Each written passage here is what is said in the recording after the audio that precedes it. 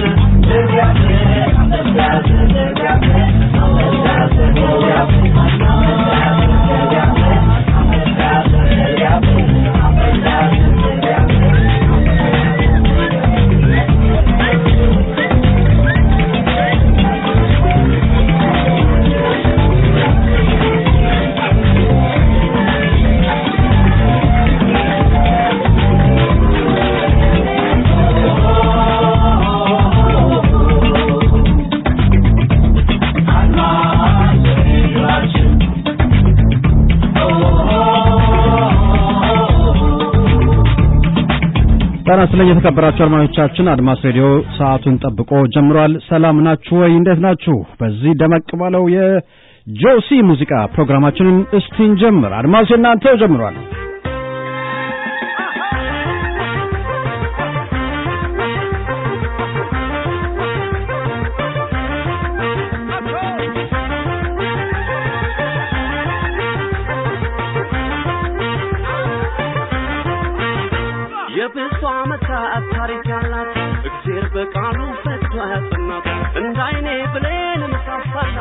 ሀገሬ ለኔ እናቴናት ይባርከው መጥቷል ይባርከው አንዳርጋኑ ሳይለዩ ይኑር በሰላም ዘመኑ ማይንካብኝ ወገኔ ሀገሬን ወገኔን ሀገሬን ወገኔን ሀገሬን ወገኔን ሀገሬን ወገኔን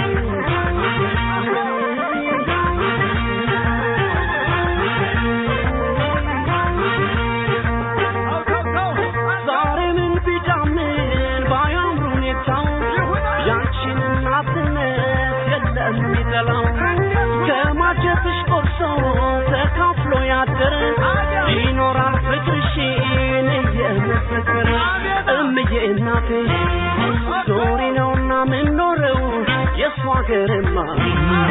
ሀገርማ የሰው ነው ሀገሬ እናቴ አንቺን ባወድስ ባሞግስሽ የፍቅርና የሱ ቃላት ነው የሚገልጽ አቤት አቤት አቤት አቤት አቤት አቤት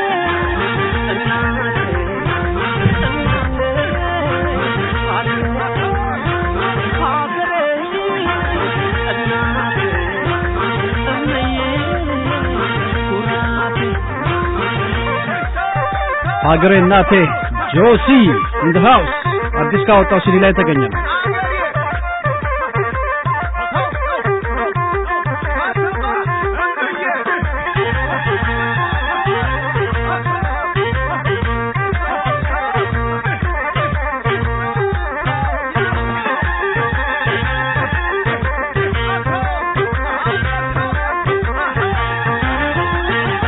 የብዙ ዓመታት ታሪክ ያላት እግዚአብሔር በቃሉ ፈቷት እናት እንዳይኔ ብሌን ምሳሳላት ሀገሬ ለኔ እናቴ ናት ይባርከው መጥቷል ይባርከው አንዳርጋኑ ሳይለዩ ይኑር በሰላም ዘመኑ ማይንካብኝ ወገኔ ሀገሬን ወገኔን ሀገሬን ማማገሬ ወገኔን ሀገሬን ወገኔን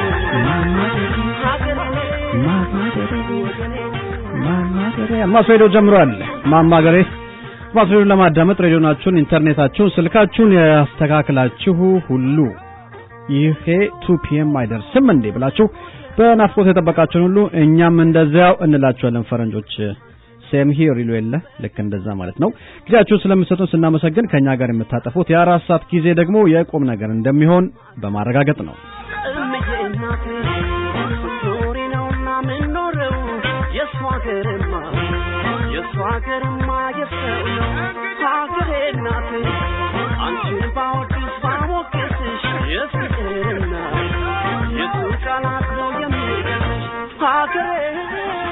የዛሬው ቀን ለፈረንጆች ዓመት 291ኛው ቀን ነው። ዓመቱ ሊያልቅ የቀረው 74 ቀን ብቻ ነው። በዓመት ውስጥ እናደርጋለን ብላችሁ ያቀዳችሁትን ነገሮች ሁሉ እያደረጋችሁ ነው። በቀሪው ጊዜ ተጠቀሙበት። እንደዚህ አየሩ ጥሩ በሚሆንበት ጊዜ ደግሞ ቤተሰብ አብሮ ወጣ ብሎ ማሳለፍ ቢችል ጥሩ እንደሆነ ባለሙያዎች ይመክራሉ። በተለይ ለልጆቹ እንዲህ አይነቱ አጋጣሚ ጥቅም አለው።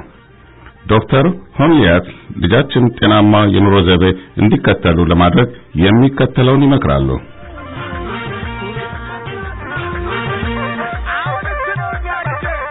ቤተሰቡን በሙሉ የሚያሳትፉ ነገሮችን ያዘውትሩ። ለምሳሌ እግር መንገድ፣ ውሃ ዋናና በመናፈሻ አካባቢ መጫወት ከሙሉ ቤተሰቡ ጋር ያከናውኑ።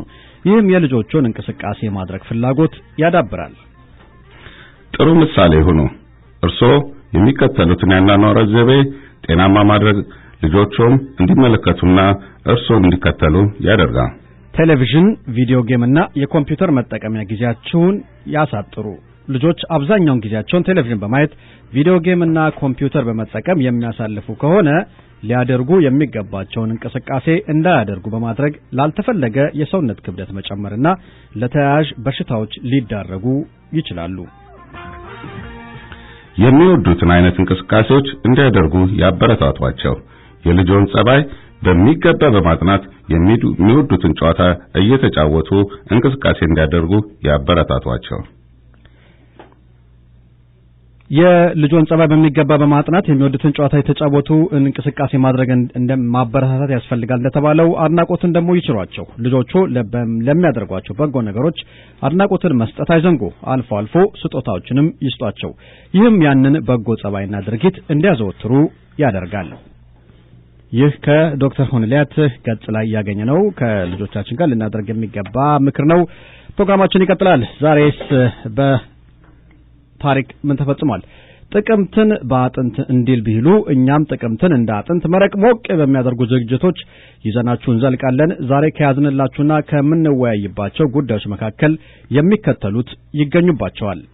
ዛሬ ጥቅምት 8 ወይም ኦክቶበር 18 ነው። እንደተለመደው በዚህ ሰሞን በታሪክ የተፈጸሙ አንኳር ነገሮች ብዙ ዓመታት ወደ ኋላ ወስደን እናስታውሳቸዋለን። ኢትዮጵያዊቷ ጠጥቶ በመንዳት ከዚያም በመኪና ገጭቶ ሰው በመግደልና ሌሎችንም በማቁሰል ተከሳ እስር ቤት ነች። እዚሁ አትላንታ። ዝርዝሩን በያዝንለት ሰዓት እነግራችኋለን። ቴዲ አፍሮ ተከሶ እስር ቤት ገብቶ ነበር። አሁንስ በዋስ ወጥቷል። የዚህም ዝርዝር እነግራችኋለን። የሰዎችን የውስጥ አካል እያወጡ ይሸጡ ነበር የተባሉ 5 ኤርትራውያን ሰሞኑን ተይዘዋል። ይህም ራሱ ሌላም ይወራ ነው። አዋሳ አካባቢ የአንድ ሆቴል ባለቤት አንዱን ጠበቃ በሽጉጥ መግደላቸው ሌላው ዜናችን ነው። ኢቦላ ችግር ፈጥሯል። ከበሽታው በላይ ፍርሃቱ በፍጥነት እየተዛመተ ነው። ጫናው ሁላችንም ላይ መታየት ጀምሯል። እዚያ አትላንታም ሆነ ሌሎች ከተሞች ትምህርት ቤቶች ከወደ አፍሪካ የሆናችሁ እነማን ናችሁ እያሉ መጠየቅ ጀምረዋል። ስለሱም እናወራለን። በርካታ ኢትዮጵያውያን በዲዩአይ ይታሰራሉ። ብዙዎች እስከ መታኮስ የሚደርስ ጸብ ውስጥ ይገባሉ። እየነዱ ቴክስት እያደረጉ ጠጥተው እየነዱ አደጋ እያጋጠማቸው ነው። ምን ማድረግ አለብን? ይህም ይወራል። ኢትዮጵያዊው ዲያቆንና ታክሲ ሹፌር በዚህ ሳምንት በአደጋ ህይወቱ አልፏል። ማን ነው? የትስ ከተማ ነው? እሱም እንዲሁ ይነገራቸዋል። አንድ ኢትዮ አሜሪካዊ ፕሮፌሰር ለአሜሪካ ሴኔትነት ሊወዳደሩ ነው። አንድ ታዋቂ ሙዚቃ ሰው በዚህ ሳምንት ህይወቱን የለወጠ ነገር አግኝቷል። ደስ የሚል ማን ነው? ምን አገኘ? ይህም ራሱ ይነገራቸዋል። ጠቃሚ ምክሮች፣ ስፖርት፣ ጥያቄና መልስ የናንተ መልእክቶች በዲጄ ዳኒ የተዘጋጁ ምርጥ ሙዚቃዎችና ሌሎችም ያልነገርናችሁ ጉዳዮች አሉ ከኛ ጋር ቆዩ ስንል በትህትና እንጋብዛለን እነዚህ መልእክቶች ወደሚቀጥሉት ፕሮግራሞቻችን ያሻግሩናል ጥገኝነት የዜግነት ጉዳይ ግሪን ካርድ ማስገኘት ስራ ፈቃድ ከሀገር መባረር ፍቺ የልጅ ጉዳይ ለቤተሰብና ለትዳር ጓደኛ ቪዛ ማስገኘት የመኪና አደጋ በሕክምና ላይ የሚደርስ ችግር ስንቱን ጠርተን ስንቱን እንተው ባጭሩ ከህግ ጋር የተያዙ ነገሮችን በሙሉ በየትኛውም የአሜሪካ ከተማ እንይዛለን ድንቅ መጽሔት ላይ ዝርዝሩን ይመልከቱ አስቻለው ንጉሴ የህግ ጠበቃ አድራሻ 4787 ሜሞሪያል ድራይቭ ዲኬተር ጆርጂያ ስልክ ቁጥር 404-500-5181 ነው 404-500-5181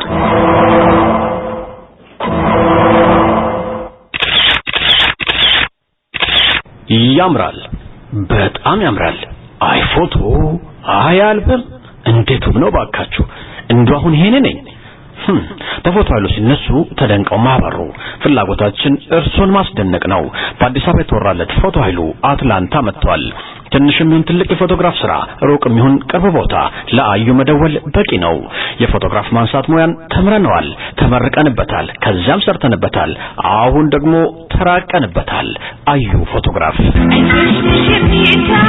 404-786-4090 አዲስ አበባ ማርት 25 ፓውንድ ጤፍ በ52 ብር ብቻ እንደሚያቀርብ ያስታውቃል ቁርስ ምሳ እራት ምርጥ ምግብ ቅመማ ቅመም ዝናው የተወራለት አዲስ አበባ እንጀራ 4 አይነት ዳቦ የሌለን የለም ምን ይጠብቃሉ ከጧቱ 7 ሰዓት ጀምሮ ትኩስ ቁርስ አዘጋጅተን እንጠብቃለን ስልካችን 404-499-9119 ነው አድራሻችን ደግሞ ክላርክስተን 4122 ፍሮንሲድሊዮን መንገድ ላይ አዲስ አበባ ማርት አዲስ አበባ ማርት እንደገና በአዲስ መልክ መከፈቱን ምክንያት በማድረግ ባሉት እቃዎች በሙሉ በእንጀራውም ይሁን በስልክ ካርዱም ይሁን በጤፍ ዋጋ ላይ የሚሆን በሁሉም ላይ በጣም ታላቅ ቅናሽ ማድረጉን በዚሁ አጋጣሚ ይገልጽላችኋል አዲስ አበባ ማርት ክላርክስተን ፖንስዲሊዮን ላይ ያለ ሱቅ ነው ለተወሰነ ጊዜ ተከፍቶ አሁን በአዲስ መልክ ተከፍቷል መከፈቱን ምክንያት በማድረግ ነው ታላቅ ቅናሽ ስለዚህ የምትገዙትን በሙሉ ከሁሉም ቦታ በተሻለ ዋጋ አዲስ አበባ ማርት እኛ ጋር አለ እያላችሁ ነው ዛሬ በታሪክ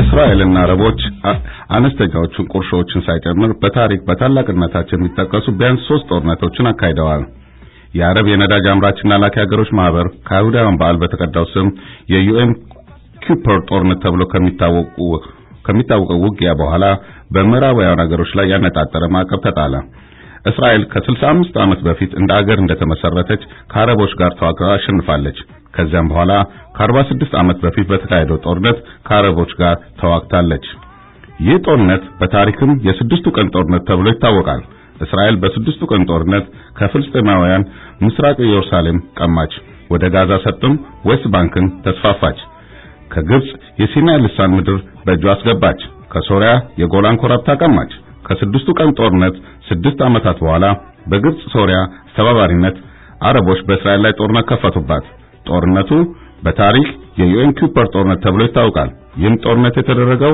የአረብ ሀገራት ማዕቀቡን የጣሉት የዛሬ 41 ዓመት ልክ በዛሬው ዕለት ነበር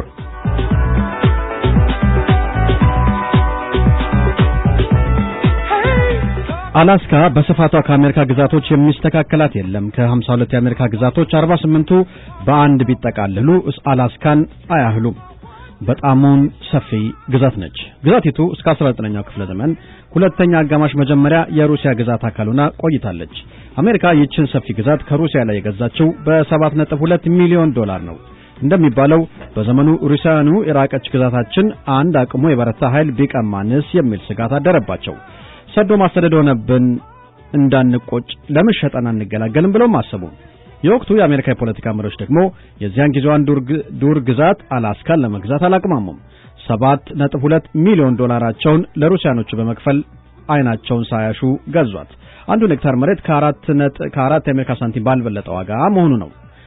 ዛሬ ላይ ታሪኩ ሌላ ሆኖ ቢታይም በዚያ ዘመን አላስካ እንድትገዛ የተደራደሩና ግዥውንም የፈቀዱ መሪዎች ገንዘባችንን ዱር በተኑት ተብለው ከተቋሚዎቻቸው መብጠልጠላቸው አልቀረም። እነኛ የግዢው ተቋሚዎች ዛሬ ቢኖሩ ኖሮ በውሳኔያቸውና በእርምጃቸው የነቀፉ ያዋረዷቸው መሪዎች ምን ያህል ምስጋናና ክብር በቸሯቸው ነበር። ሌላው ቢቀር እንኳን አሜሪካ ካላት የነዳጅ ዘይት ክምችት 25% ያህሉን ክምችት የታቀፈው ይሄው የአላስካ ማህፀን ነው። እንደ አሳ ካሉ የአሜሪካ የባህር ውስጥ ምግቦች ከግማሽ በላይ የሚሆነው የአላስካ በረከት ነው። አላስካ ለአሜሪካውያን የጸጋ ምድር መሆኗን ማስመስከር የጀመረችው ከሽያጩ ብዙም ባራቀ ጊዜ ነበር። እናም ከሽያጭና ግዢው ስምምነት በኋላ በሩሲያ አስረካቢነት በአሜሪካ ተረካቢነት አላስካ በይፋ ወደ አሜሪካ የተላለፈችው የዛሬ 147 ዓመት ልክ በዛሬው ዕለት ነበር።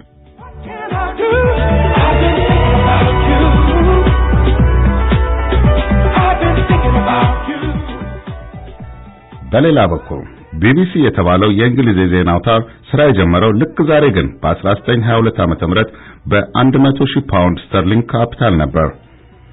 ልክ ዛሬ ግን በ1935 የኢጣሊያን የጦር አውሮፕላኖች በኢትዮጵያ ሰራዊት ሰላማዊ ሕዝብ ላይ የመርዝ ቦምባቸውን ማውረድ ጀመሩ።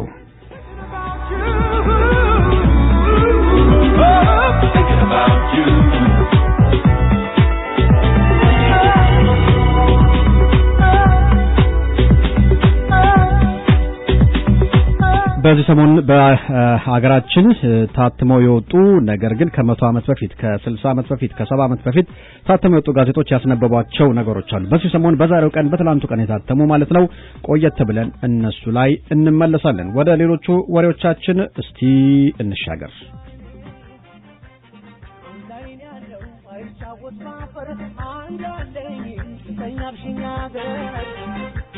በንቆቅልሽ በሰነበስኔ አሁን ገና ወጣሽቢ ባይኔ አንዳይን ያለው አይጫወት ማፈር አንዳለኝ ስተኛብሽኛ ገር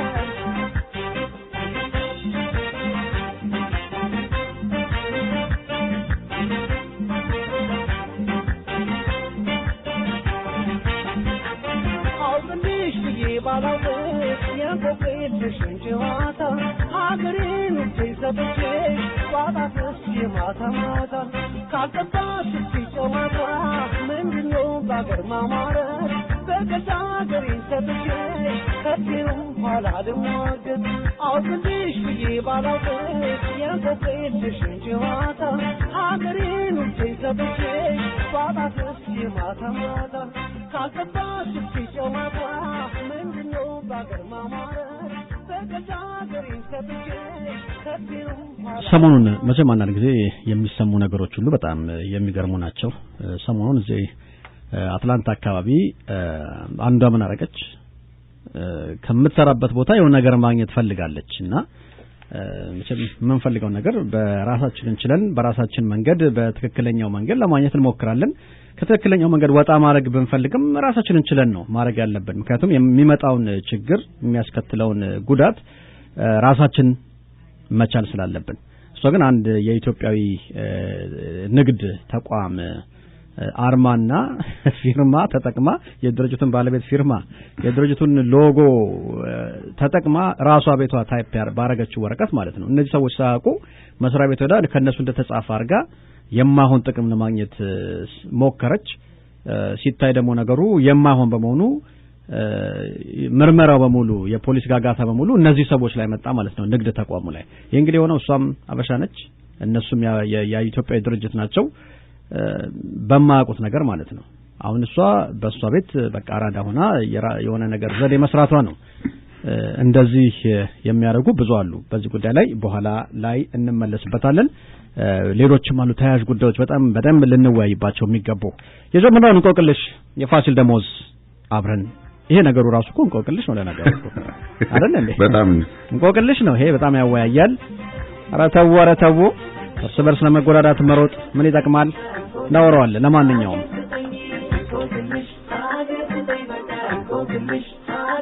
በንቆቅልሽ በሰነበስኔ አሁን ገና ወጣሽቢ ባይኔ አንዳይን ያለው አይጫወት ማፈር አንድ ያለኝ ተኛሽኛ ገር በንቆቅልሽ ተሰምነበት ስሜ አሁን ገና ወጣሽብኝ ባይኔ አንዳይን ያለው አይጫወት ማፈር አንድ ያለኝ ተኛሽኛ ገር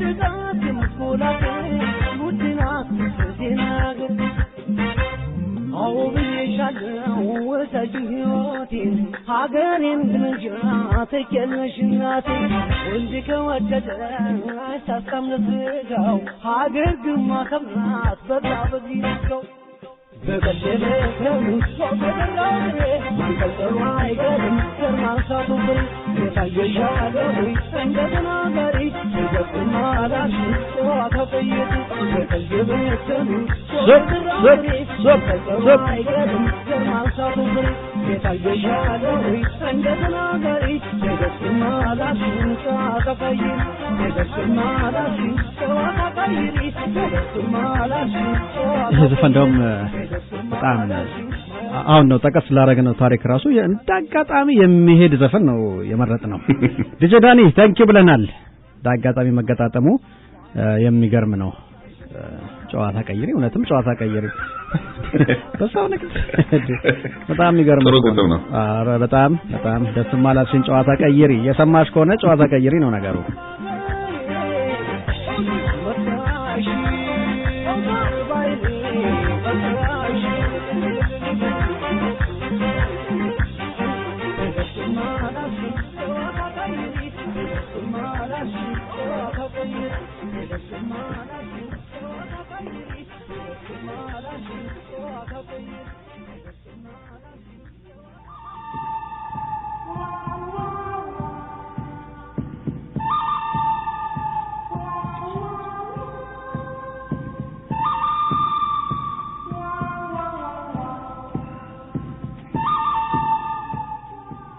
ከጥቂት ሳምንታት በፊት በፔንሲልቫኒያ ከተማ ነዋሪ የሆኑ አሜሪካን ጥንዶች ከኢትዮጵያውያን ሕፃናት ጉዳይ ጋር በተያያዘ ፍርድ ቤት መቅረባቸው ይታወሳል።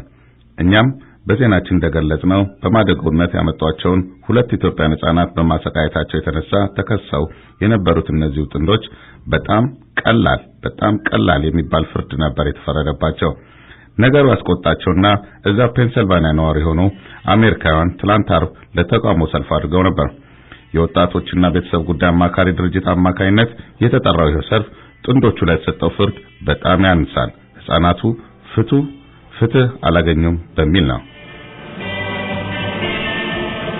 ይህን ጉዳይኛ ማስተዋል ከዚህ በፊት እንደውም ከሁለት ሳምንት በፊት ፍርዱ የተሰጠ ጊዜ ካነሳነው ነጥብ አንዱ ምንድነው ፔንሲልቫኒያ አካባቢ እንዴት ነው የለንም እንዴ እዛ አካባቢ ድምጻችንን ማሰማት የምንችል ከዛም በላይ ደግሞ ኢትዮጵያውያን የህግ ባለሙያዎች የትም ከተማ ቢሆኑ እንደዚህ አይነት ነገር ሲፈጸም ምክንያቱም ብዙ ጊዜ አንድ ሰው ጥቃት የሚደርስበት እንደ ማህበረሰብ ጥቃት ሊደርስበት ሁሉ ግፊቱ የሚመጣው የሚከራከር የለም ወይም ምን ያመጣሉ በሚል ነው ይሄ የማጥቃት ነገር ነው የሚታየው እንጂ አሁን ድርጊት የተፈጸመው በጣም በሚታወቁ ሰዎች ቢሆን ምናልባት ህጉ ከዚህ የተሻለ ጠበቅ ያለ ቅጣት ሊያስተላልፍ ይችል ነበር።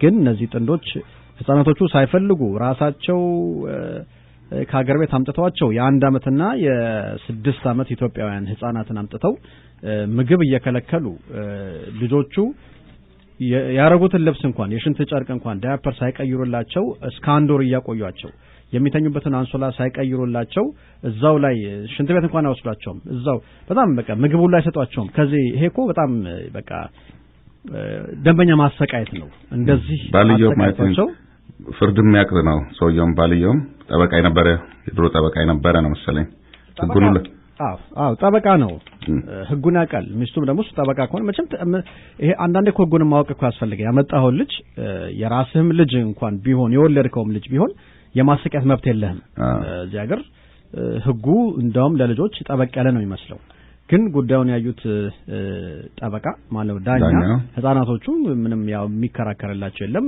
ከሳሹን የቀረበው ያው የመንግስት አቃቤ ህግ ነው እነሱ ደግሞ ይተዋወቃሉ ከሰውየው ጋር ስለዚህ በዛ የተነሳ ነው በ6 ወር ይሄ ኮሚኒቲ ሰርቪስ አይነት ነገር ሴትዮዋ እንደውም ቤቷ ሆና ራሱ ፍርዱን ራሱ መታከናውነው ቤቷ ነው በቃ ማሁን ነገር ነው የተፈረደው እነዚህ ህፃናት ወንዱ የአምሮ የብሬን ዳሜጅ ደርሶበታል ሴቷ በጣም በራብ ተጎድታ ማሁን ነገር ውስጥ ነች አላምሯቸው ራሱ ወደፊት አሁን በጥሩ ሁኔታ ከዚህ በኋላ እንኳን ቢያድጉ ስቲል አንድ ጠባሳ ትተው ነው ያለፈው እንዲህ አይነት ነገር በጣም ያሳዝናል በራሳችን ሰው ላይ ደግሞ ሲደርስ የበለጠ የሚሰማን ነገር ነው ለማንኛውም ይህንኑ ጉዳይ ተከታትለው እዛው ያሉ አሁንም መቼም የእናት ማፀን ዝንጉርጉር ማለት አሜሪካኖች ቢያሰቃዩዋቸውም አሜሪካኖች ናቸው አሁንም ፍርዱ የተሰጠው አንሷል እነዚህ ሰዎች በደም መቀጣት አለባቸው ልጆቹን አሰቃይቷል ብለው አደባባይ የወጡት ራሳቸው አሜሪካውያን ናቸው ስለዚህ ለነሱ ደሞኛ እናመሰግናለን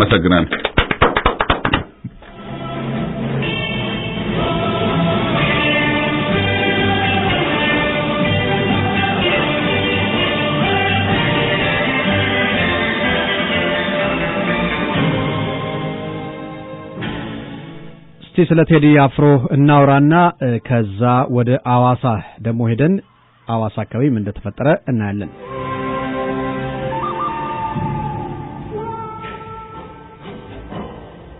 ቴዲ አፍሮ እንደምታውቁት ከአመታት በፊት ጎዳና ተዳዳሪ ጋሽቶ ገድሏል ተብሎ 2 አመት እስር ቤት ገብቶ መውጣቱ ይታወሳል ያ ደግሞ የሆነው አንድ በይነዳት በነበረችው BMW መኪና ጉዳይ ነው ጋር በተያያዘ ነው ታዲያ አሁንም በቅርቡ እዚህ ውጭ ሀገር ያለውን ኮንሰርት ጨርሶ ቴዲ አፍሮ ወደ ሀገር ቤት ሲገባ በገባበት ጥቂት ቀናት ውስጥ ያቺ ማዘዘኛ እንበላት ያቺ BMW ከዛቹ መኪና ጋር በተያያዘ ቀረጥ ሳይከፈልባት ነው የገባችው ግብርም አልተከፈልባትም በሚል ፍርድ ቤት እንዲቀርብ ተደርጓል ሙሉ ቀን ፍርድ ቤት ከዋለ በኋላ በ30,000 ብር ዋስ ወደ ማታ ላይ ነው መለቀቁ የተነገረው ቴዲ አፍሮ እንግዲህ አሁን የተከሰሰባት መኪና ከ8 አመት በፊት ነው ሰው ከሽቶበታል ተብላ የታሰረባት መኪና ነች ቅድም እንደገለጽኩት ታዲያ እስር ቤት እያለ ያኔ 2 አመት ተፈርዶበት እያለች መኪና እንድትሸጥ ሽጡልኝ እቺ መኪና አልፈልጋትም ብሎ መኪናዋ ተሸጣ ነበር አሁን መኪናዋን የገዛት ሰው ከዛ በኋላ ሲጠቀምባት ቆይቷል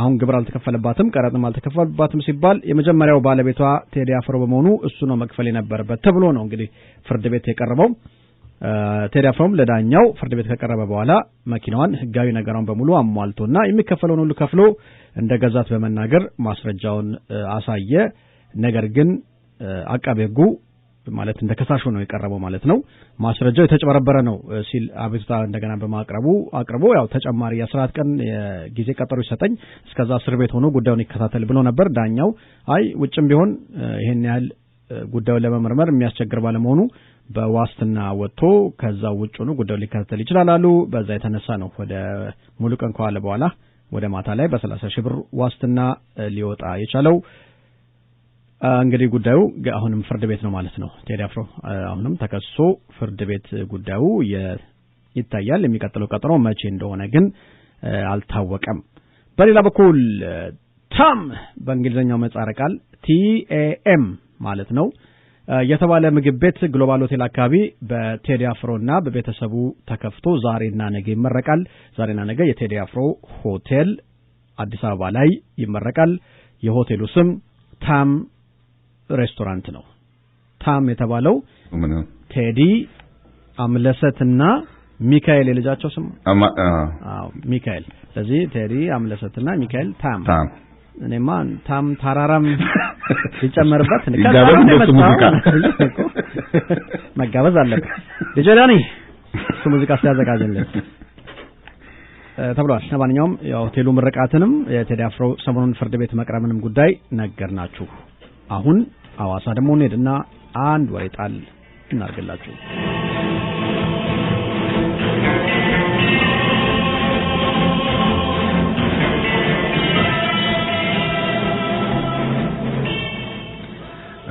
በደቡብ ክልል ሐዋሳ ከተማ ባለፈው መስከረም 27 ቀን 27 ዓመተ ምህረት የብሉ ናይል ሆቴል ባለቤት ናቸው የተባሉ ባለሀብት በፍትህ ብሔር ክስ ይሟገቷቸው የነበሩ ጠበቃ በሽጉጣቸው መተው መግደላቸውና ረዳታቸውን ማክሰራቸውን ተሰምቷል። የሆቴሉ ባለቤት የተከሰሱት የፍትህ ብሔር ጉዳይ ለጊዜው ባይታወቅም እሳቸውን ወክለው ከሚከራከሩት ጠበቃ በተቃራኒ ሆነው ሲከራከሩ የነበሩት ዳንኤል ዋለልኝ የተባሉ ጠበቃ በጥይት ተኩሰው ገድለዋቸዋል የተባለው አቶ ዳግማይ ሰፋ የተባሉ የጠበቃው ረዳትም ቆስለው ሆስፒታል ገብተዋል። ንገርም እኮ ነው በጣም የሚከራከረው ከሰሰ የዛኛውን ጠበቃ በጥይት በነገራችን ላይ የጠበቃ ስራ አንድ ልናውቅ የሚገባው ነገር ጠበቃው የግድ በዛ ጉዳይ ማመን የለበትም ማለት ልክ ነው ልክ አይደለም ብሎ የፐርሰናል እምነቱን አይደለም የሚመለከተው ጠበቃ ስራው ምንድነው ያ ከፍሎ የቀጠረውን ሰው ነፃ ማድረግ ነው በቃ ያ የቀጠረው ሰው ነፃ እንዲወጣ ስለሆነ የሚፈልገው ወይም ደግሞ ያኛው ሰው የማስቀጣት ከሆነ ያኛው ሰው የማስቀጣት ነው ጠበቃው የተቀጠረው ለዛ ነው አሁን ይሄ የፕሮፌሽን ጉዳይ ነው ልክ አንድ ሐኪም ሰው ታሞ እሱ ጋር ሲመጣ ማዳን ነው የሐኪም ስራው በቃ ማዳን ነው ይሄ ሰውዬ ምንድነው ምን አለ እኔን መጣላውን ሰውዬ እንዴት አዳነ ብለ ሐኪሙን አንተ ልትጣላችሁ ነገም ስትታመም እንኳን አንተ እዛው ነው የምትሄደው ጠበቃም ስራው ያ ነው ጠበቃ ስራው ለከፈለው ሰው ማስረጃ የሚለውን አንዳንድ ጊዜ ውሸትም ካለ ቀላቅሎም ብቻ ዋናው ሰውየውን ነፃ ማውጣት ችሎታውን ሁሉ ተጠቅመው ሰውየውን ነፃ እንዲወጣ ከሆነ የቀጠረው ነፃ ማውጣት ነው ያኛው ላይ ማስፈረድ ከሆነ እንደከሳሽ ሆኖ ደግሞ ከቀረበ በቃ ስለዚህ ስራው ምንድነው የተቀጠረበትን ስራ መስራት ነው ስለዚህ ከጠበቃ ጋር ምንም የሚያገናኝ ነገር የለም ምንም እና ምናልባት እኝም እንግዲህ የብሉ ናይል ሆቴል ሐዋሳ ከሆናችሁ ታውቁታላችሁ ያው እንግዲህ ያው በደንፍላት በንዴት የሚመጡ ነገሮች ናቸው እነዚህ ግን ጠበቃው ስራውን ነው የሰራውና በጣም አሁን ራሳቸው ላይ በችግር ላይ ችግር ሌላ ተጨመረ ማለት ነው ለማንኛውም የተፈጠረው ነገር ያሳዝናል ለሟቹ ጠበቃ ደግሞ እንደዚሁ እናዝናለን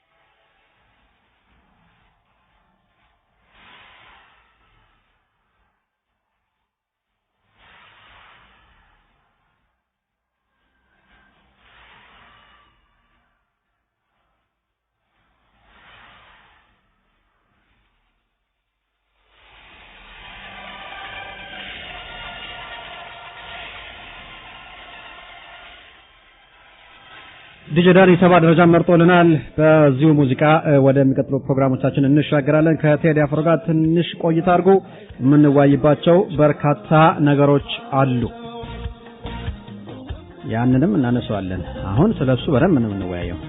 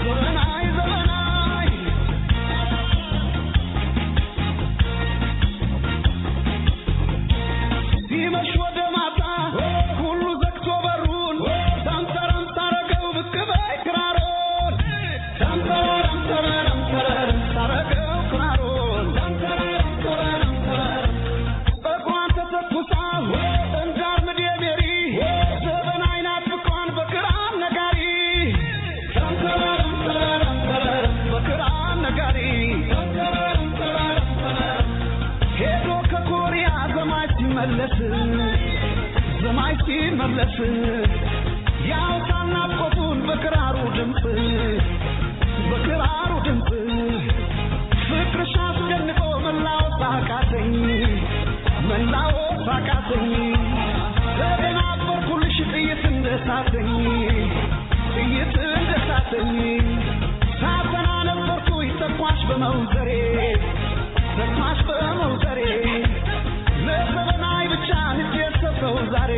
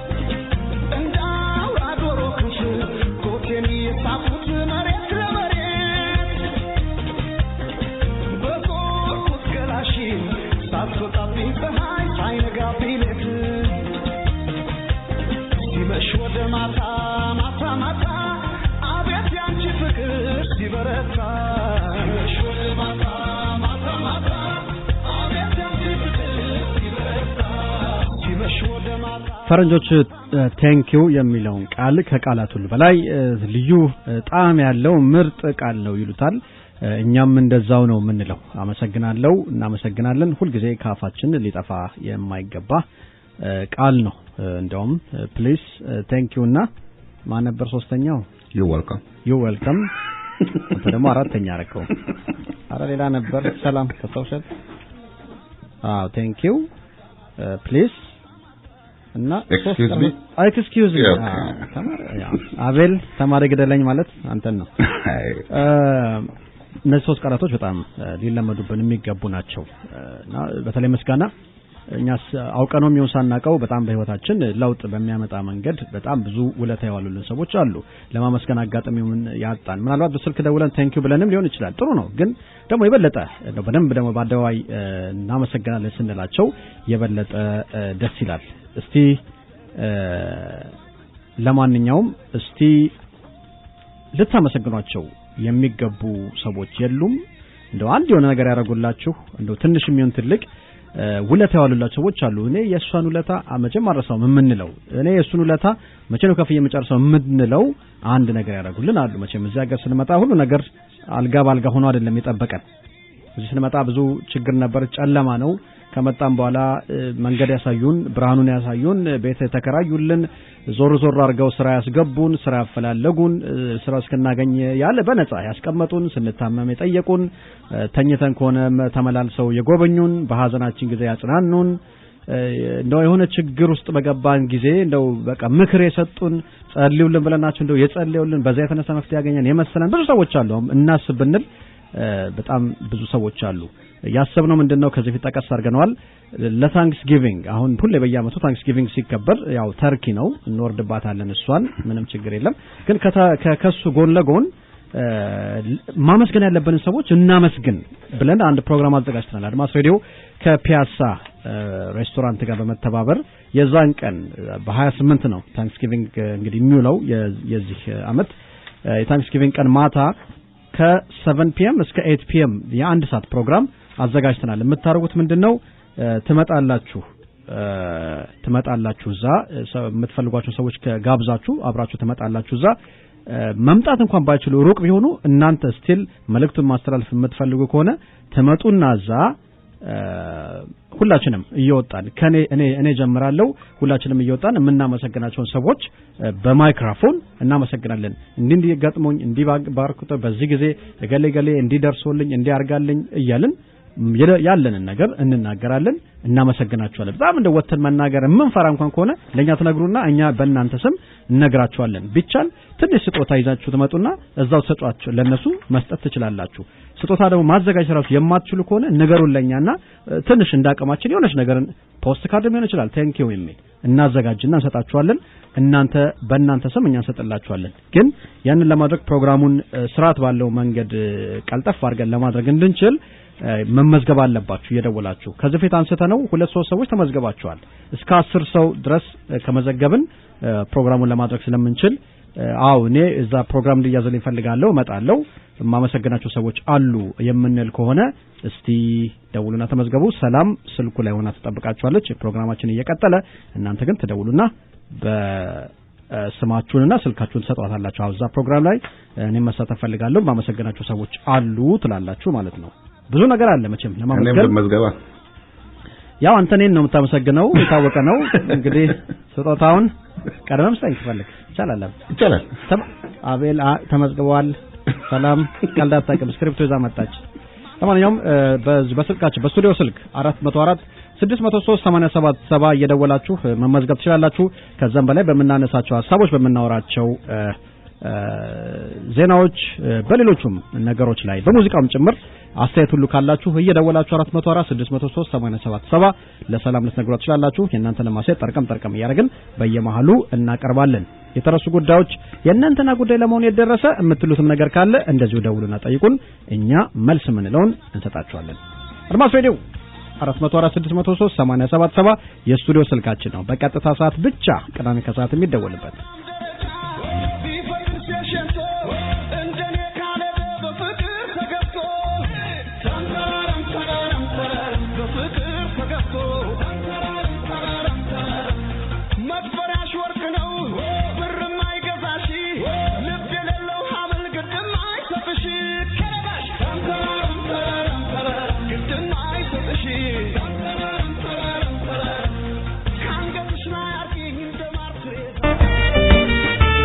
ለጤና ተስማሚ የሆነ ምግብ ማግኘት በዚህ ጊዜ ቀላል አይደለም አሁን ግን እድሜ ለአስቴር ማርት ጤና ምግብ ቤት በዚያው በአስቴር ማርት ውስጥ ተከፍቷል 5 አይነት ጠቃሚ እህሎችን የያዘ እንጀራ ማግኘትስ እሱም ከባድ ነው ያም ግን እዚያው አስቴር ማርት ውስጥ አለ ለማንኛውም ዝግጅት ኬተሪንግ አለ ቁርስ ምሳ ራት በአስቴር እንጀራ ማርት አድራሻ 3711 ኖርዝ ዲኬተር መንገድ ላይ ስልክ ቁጥር 678 353 1640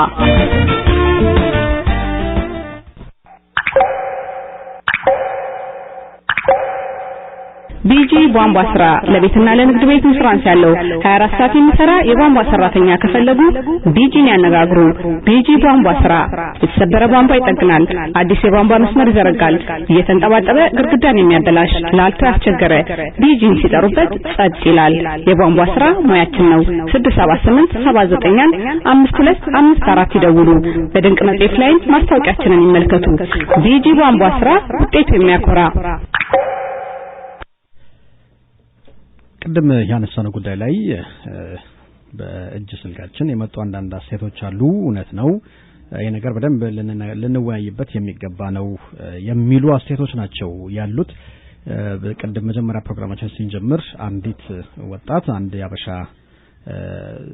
ድርጅትን ስልክ ቁጥር ማን ነው አድራሻ ሎጎ ፊርማ ሁሉ ተጠቅማ ከመስሪያ ቤቷም የሆነ የማይገባትን ነገር ለማግኘት ሞክራ በዛ የተነሳ ምርመራ ኢንቨስቲጌሽን ፖሊስ ምናልባት ኤፍቢአይ ሊሆን ይችላል አይታወቅም ያንን መስሪያ ቤት አጨናንቀውት ነበር ያ ደግሞ ተገቢ አይደለም እንዴት ነው ይሄ ወንጀል መሆኑን አለማው ከሆነ ወንጀል ነው በጣም ብልጥነት ደግሞ ከሆነ ብልጥ አይደለሽም ይሄን ያረክሽው ወጣት በዚህ ጉዳይ ላይ እንወያያለን ወደዛ የምንሄደው የመርሳትን አስመልክተን አንዳንድ ጊዜ ያውቃ ባገኘንበት ቦታ እንረሳለን እና መርሳት እንዳንችል ምንድነው ማድረግ ያለብን ከሚለው ጉዳይናል የማስተስ ፍቃታችንን ምን ይጎዳል እስቲ እነዚህን አራት ያህል ነጥቦች እንንገራችሁና ወደ ሌሎቹ ነገሮች በዚሁ ወደ ጀመርነው ጉዳይ እንሻገር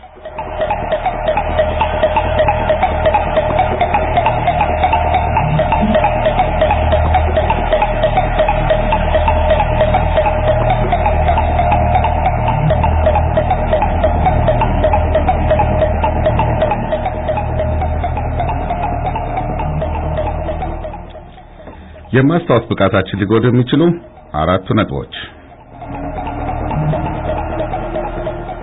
ቁልፍ ያስቀመጥንበት ከዶክተራችን ጋር ያለን ቀጠሮ መኪናችን ያቆምንበት ቦታና የመሳሰሉትን መርሳት በእያንዳንዳችን ህይወት ሊስተዋሉ የሚችሉ ነገሮች ናቸው።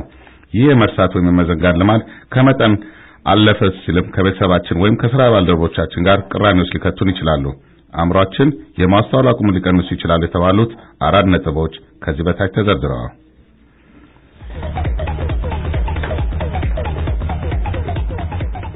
አንደኛው በቂ እንቅልፍ አለመውሰድ ነው። በቂ እንቅልፍ አለመተኛት ቀናችን በጥሩ መንፈስ እንዳያልፍ ያደርጋል።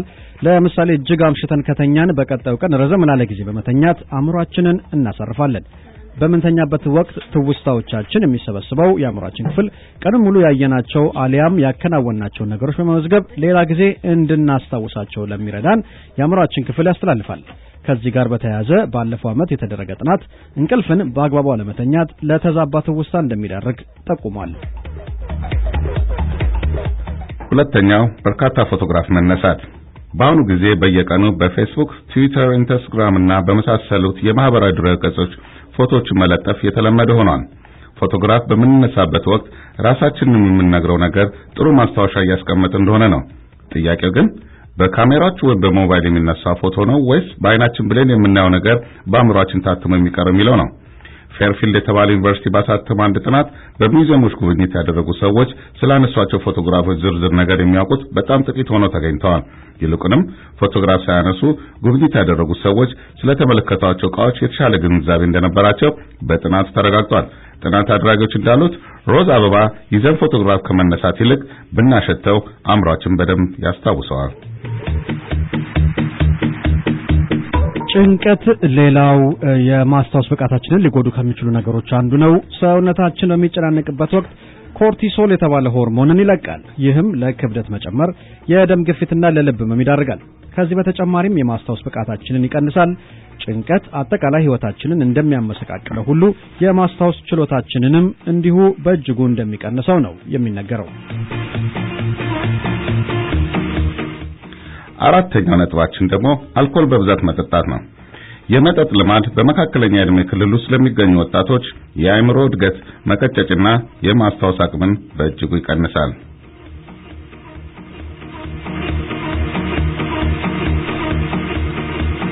ጽሑፉን ያገኘነው ሃፊንግተን ፖስት ከተሰኘው እትም ላይ ነው።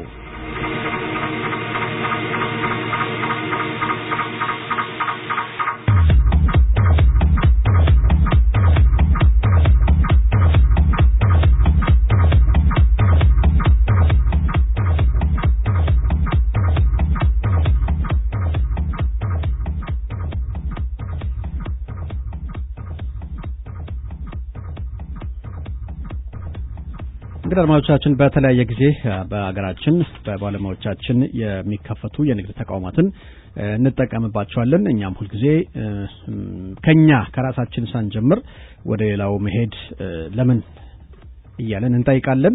በራሳችን ባለሙያዎች እምነት ሊኖርን ይገባል። በራሳችን የንግድ ተቋማት መተማመን ሊኖር ይገባል። ብዙ ጊዜ ኢትዮጵያውያን የሆኑ ንግድ ተቋሞች ሲከፈቱ የመጀመሪያ ኢላማቸው እኛኑ ኢትዮጵያውያንን ማገልገል ነው፣ በእኛ መጠቀም ነው። መቼም የእንጀራ ቤት ሲከፈት መጀመሪያ ኢትዮጵያውያን እንድንገዛው ነው። ከዛ በኋላ ፈረንጆች ለምዶት ሊገዙ ይችላሉ። ግን ለፈረንጆች ተብሎ የሚከፈት ነገር የለም። መጀመሪያ ለኛ ነው። ለዚህ ነው እርስ በርስ መጠቃቀም እንዳለብን በብዛት ብዙ ጊዜ የምናወራው። ከዚህ በፊት የተናገርነው ነገር አለ። ጆዎች የራሳቸው አንድ መመሪያ አላቸው። ሁልጊዜም ቢሆን ከ5 ብር 1 ብር ራሳቸው ጋር ነው የሚያጠፉት። በተቻለ መጠን የራሳቸው ቢዝነስ ጋር ነው። እንደውም እንደ ደንብ ነው እነሱ የሚይዙት፣ እንደ ደንብ ነው።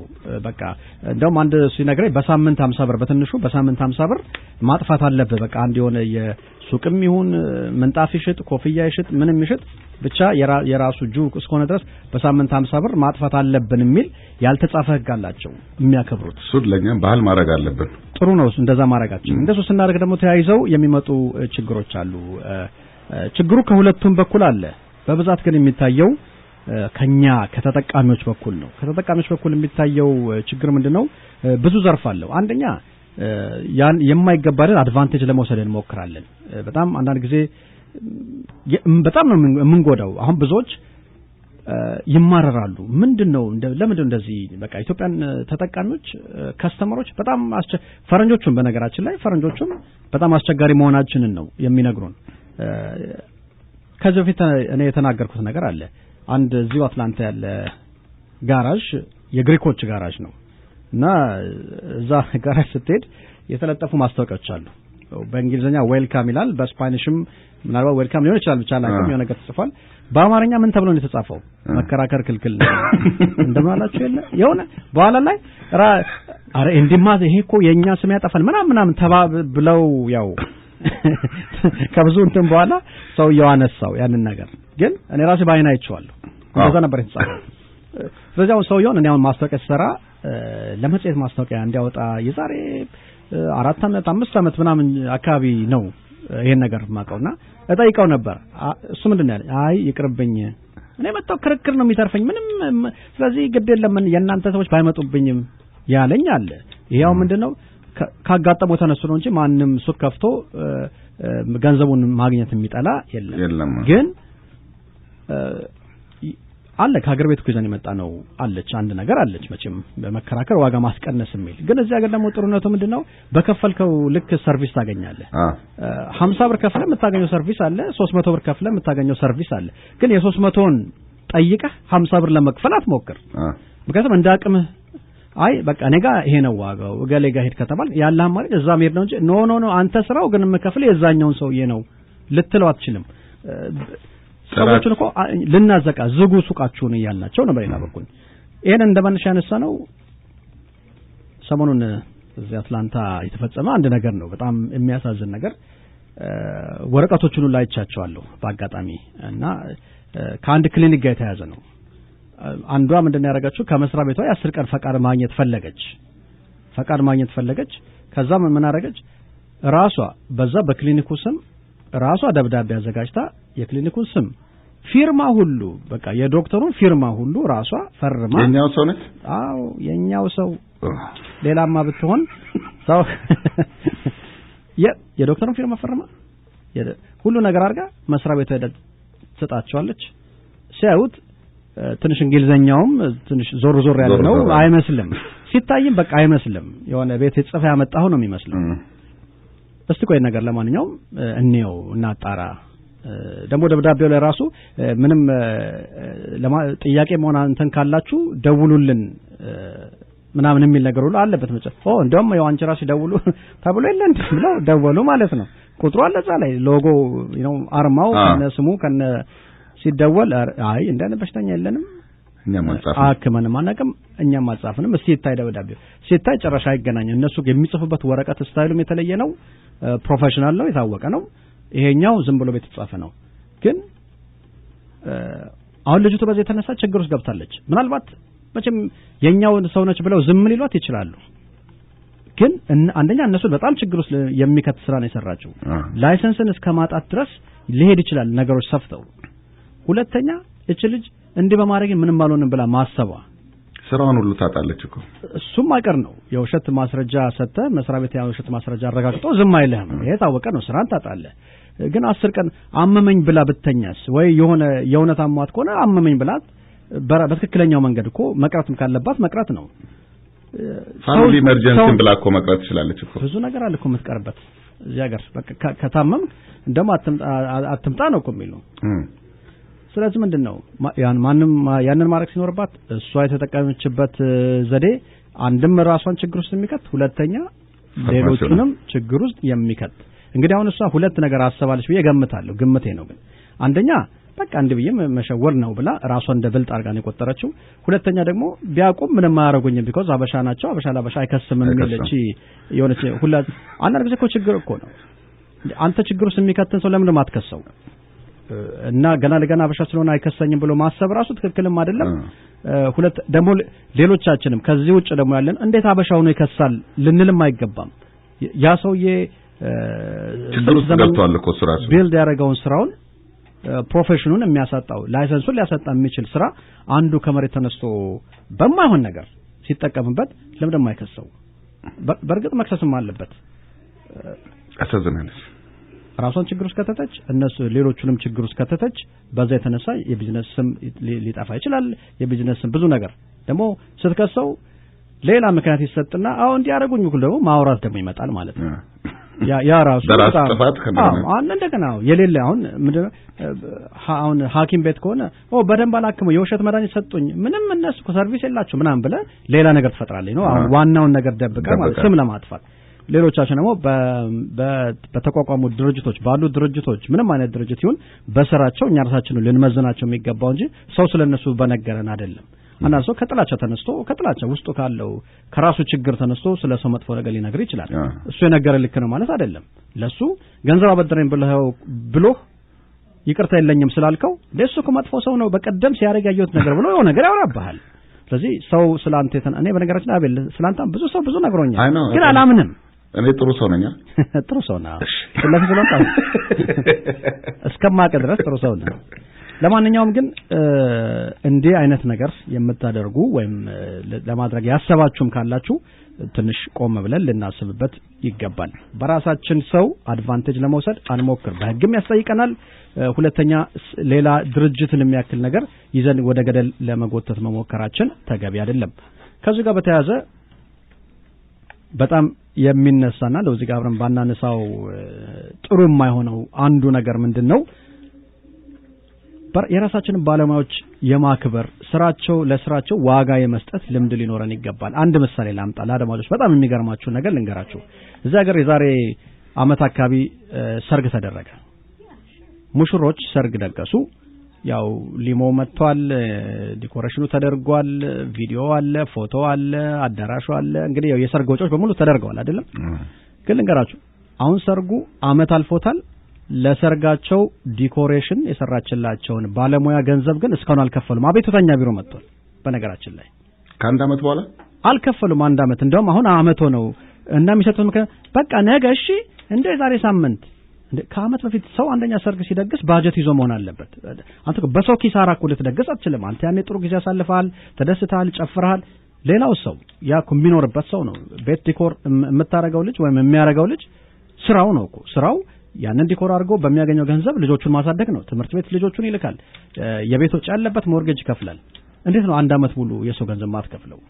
ምክንያት እየሰጠ እንደውም ወደ በኋላ ላይ በተደጋጋሚ ጥያቄውስ መጠየቅ ሲጀምሩ እንደ ሲሪየስ እየሆነ መጣ ነገሩ። ከ2000 ብር በላይ ነው በነገራችን ላይ ሲጠይቁ ምን ማለት ጀመሩ ሰዎቹ።